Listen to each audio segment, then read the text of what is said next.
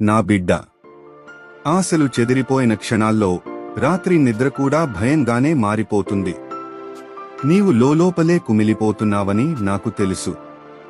కానీ బిడ్డ, నీవు బలహీనంగా ఉన్నప్పుడు నేనెక్కువగా నీకు దగ్గరగా ఉంటాను. నీ శరీర బాధలకు మందులు అందకపోవచ్చు, కానీ నా ముట్టడి నీ ఆత్మకు ప్రాణం ఇస్తుంది, నీ శరీరానికి స్వస్థతనిస్తుంది. నీవు విరిగిపోతున్నావేమో అనిపించినా నా చేతుల్లో నీవు చెక్కబడుతున్నావు. ఈ అనారోగ్యం నీ మీద నా కోపమేమీ కాదు. ఇది సాతాను క్రియలలో ఒకటి.